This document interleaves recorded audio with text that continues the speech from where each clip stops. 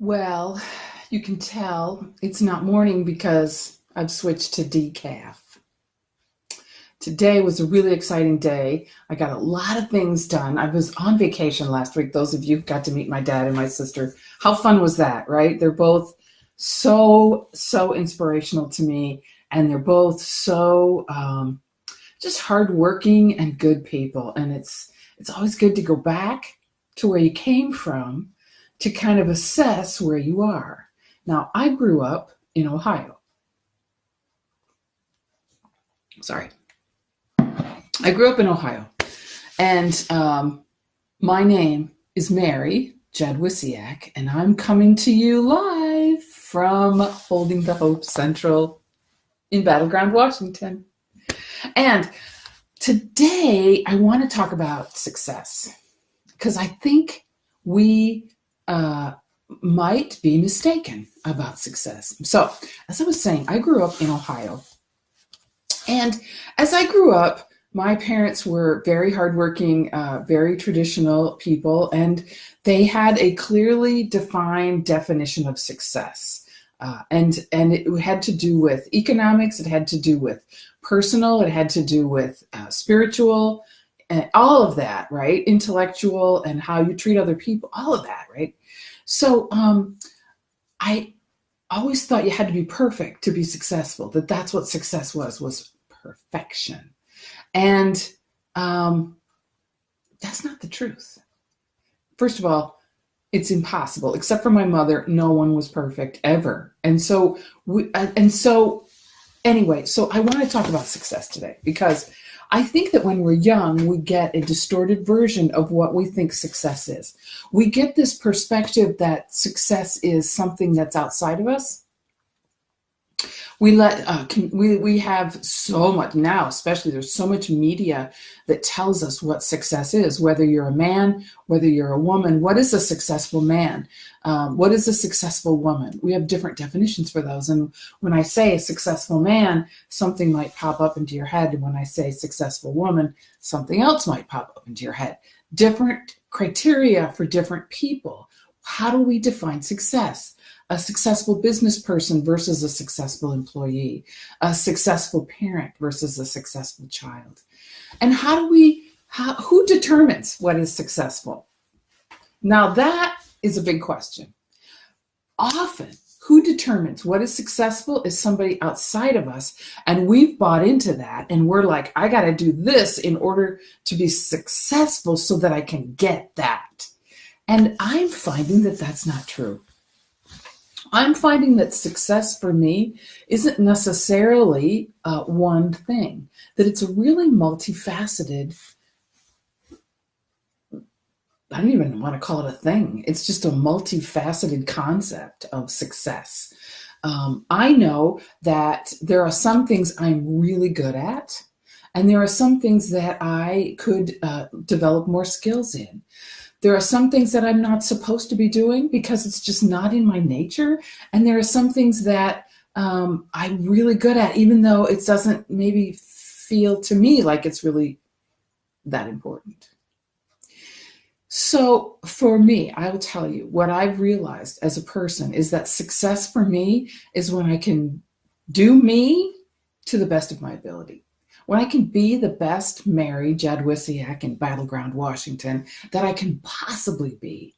And that has to do with my relationships with other people, my relationships with clients, my relationships with my family, but also it has to do with my relationship with myself.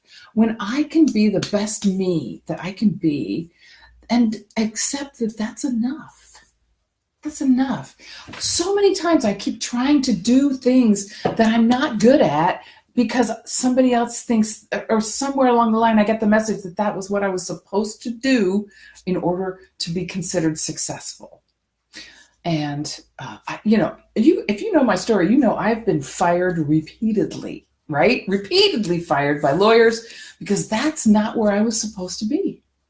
So that was a way for me to get the message that I was in the wrong place and I was supposed to be doing something else.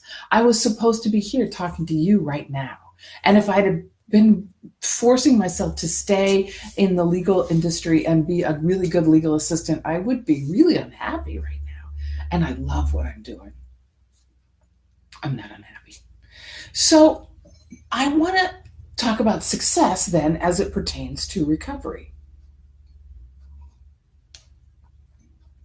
It's the crown, right? We got the crown. Here, we're going to be a princess today. I'm going to be a princess today. It's Friday. I can be a princess if I want to. So, success in my recovery means I can be a princess if I want to. But also it means that I have to be the best me I can be. And that requires personal responsibility. That requires me accepting that I need to take care of myself, mind, body, spirit. It means that I have to pay attention to my responsibilities financially. It means that I get to do really good work, and I provide a service that people want. That's pretty shocking to me sometimes, that people want what I have to offer.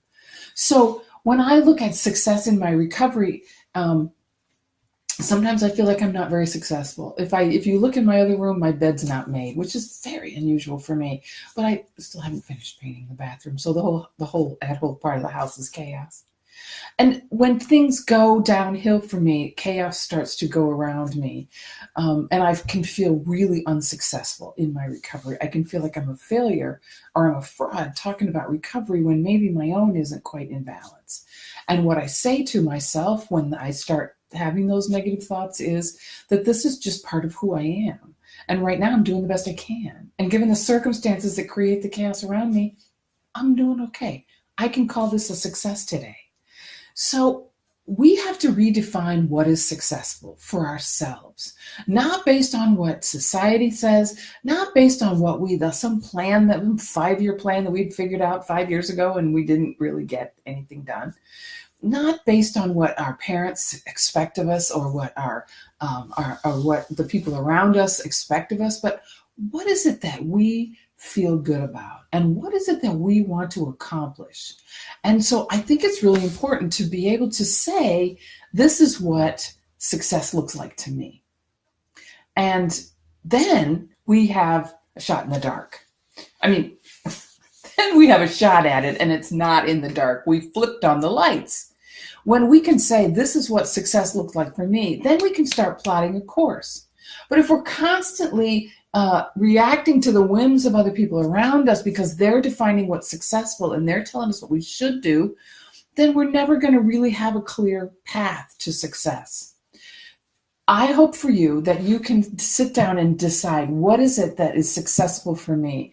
How do I know when I'm being spiritually successful? How do I know when I'm being emotionally successful? How will I know when I'm being physically and financially successful? What are the things that are going to tell me this is the goal? This is how it's going to work. And how am I going to get there? And what am I going to do today? What little baby step am I going to take today to help me reach that goal? I love creating community. So when I can create community, even if it's just for a second with a person, I feel really successful. I love to connect with people and have a conversation with them, and just be part of their world for just a few minutes. I was flying back from Ohio, and a young man sat next to me in the plane, and he just popped out, "Well, I'm on my way to boot camp." Whoa. So I said, "Well, tell me all about it."